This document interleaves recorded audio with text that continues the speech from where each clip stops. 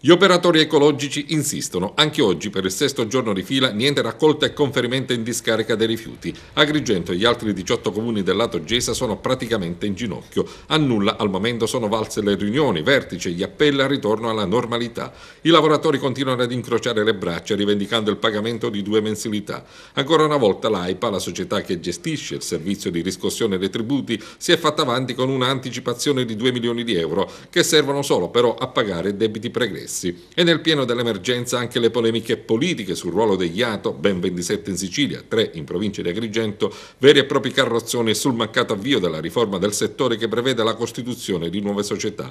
Tra i più attivi nella battaglia anti-ATO il sindaco di Agrigento Marco Zambuto, che ha fortemente polemizzato con l'assessore regionale all'energia Giosuè Marino. Zambuto ha trasferito il suo pensiero in un manifesto che oggi è affisso per le vie della città, nel quale si rivolge direttamente ai cittadini, ribadendo come sia necessario il ritorno alla gestione del servizio da parte dei comuni. Di fronte ad una situazione caotica nell'intero territorio siciliano, sottolinea, la Regione si ostina a tenere in piedi gli rifiuti. Per parte nostra, riottenuto il servizio, scippato al comune di Agrigento, ci impegniamo a giungere a ridurre i costi, a fare pagare di meno le bollette, a tenere la città più pulita e vivibile, ad erogare regolarmente a tutti i lavoratori le loro spettanze e a mettere in piedi un servizio efficiente e trasparente. Ma al contempo Zambuto ha scritto una lettera al lato Gesa, ai titolari delle imprese, ai sindacati, agli stessi operatori ecologici, invitando tutti a fare un passo indietro e a riporre le polemiche. Grazie allo sforzo del commissario liquidatore di Gesa, prosegue, e alle anticipazioni da parte dei comuni, i lavoratori, prosegue Zambuto, potranno ottenere il pagamento di 2 mensilità.